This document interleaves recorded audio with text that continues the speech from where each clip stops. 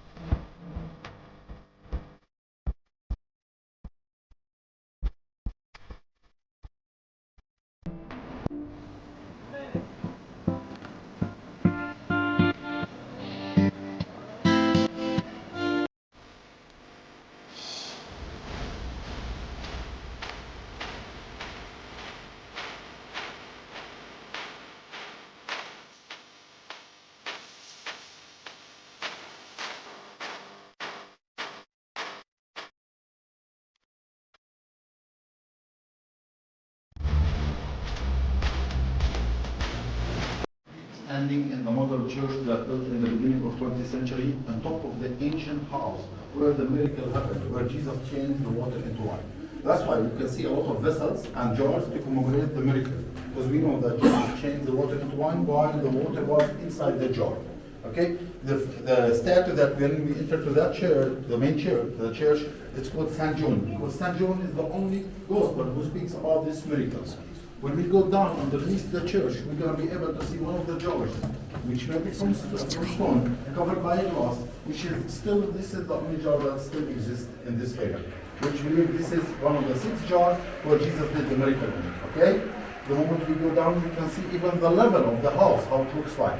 And that gives you a hint that the city was destroyed several times and we are standing on top of the modern city.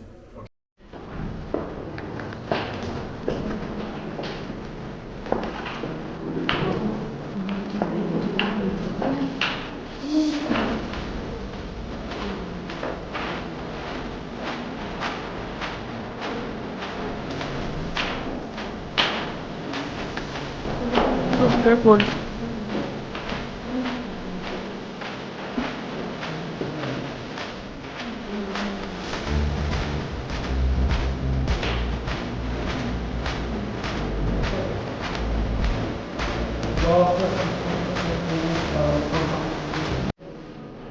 have to remember what's happened exactly here.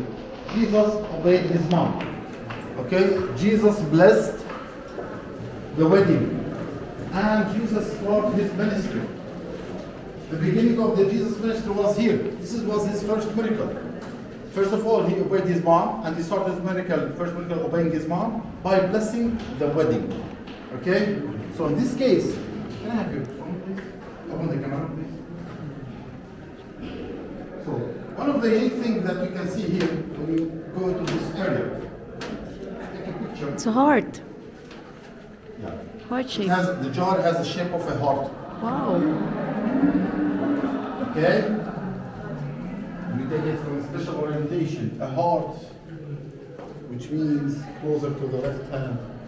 That's why we put our rings on the left hand, to be closer to each other, to be one person. Okay? Come on. Yeah. Okay? Guys, that's what you can see here. And people, by the way, like to put their names and throw it inside of that area, asking the name of the bride and the groom, to asking God to bless their weddings like Jesus blessed this place. Okay? Yeah, some people like to throw it over there. Since you are going to renew your mistake and you are happy with that. Guys, do not forget anything. Finish taking pictures and we climb up to see the rest of the house where the miracle happened. This is part of the house, by the way. There were 6 jars here, but 5 of them were stolen, destroyed. We don't know where they are located. But the only thing that we are sure about, this is the only one. Why it's made from stone? Because there is no pottery in that large during that time. Second, stone is easier to dig it. And you have to remember, during Jesus' time, Cana was bigger than Nazareth. Nazareth was a small town which fit for 100 people. Now, the opposite, Cana, Nazareth is bigger than Nazareth, okay? Oh, sorry, Nazareth is bigger than Cana in these days.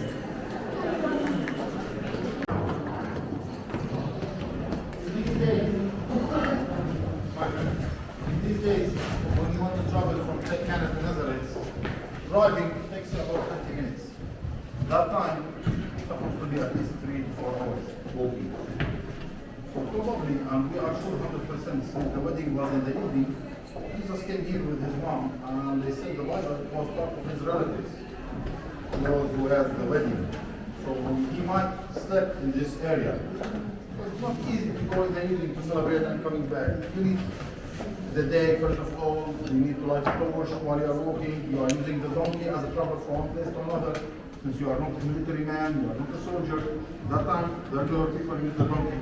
So we are sure that Jesus might sleep in this area and spend a couple of days here. And one of his disciples was a witness on his first miracle. What was his name? Yes. That's why we saw the church which belonged to him and give you a hint that he came from this area. This is the level of the house which goes back to that time. The Cana is not mentioned in the Old Testament, but it's mentioned only in the New Testament, which means probably this area was active before the coming of Jesus. Probably 1 BCE or 2nd BCE. We don't have any biblical reference to this site during the time of King David or later on. The only thing which is very important for us as a Christian, the miracle that Jesus did, which made this area very important for us. Okay? The moment we finish taking pictures of this area, it's covered by the way by the tent. So some people used to go down to take the money that the people used to throw it. They know what you are going to collect, $100. You are destroying a treasure when you go down, which is more important than the money that the people throw. So that's why they cover it with a tent. People ask for blessings, and as I will, some people like to write their names, write them room, and throw it. After it becomes full, they collect it and burn it. They don't throw it anymore. Burning it is the most, let's say, more too close to the biblical things. You burn things than to throw it. Since you are talking about something holy or something asked for blessings, you don't throw it. Like when you find a picture for Jesus or Virgin Mary smashed, you don't throw it in rubbish. It's better to burn it. Okay? Yeah.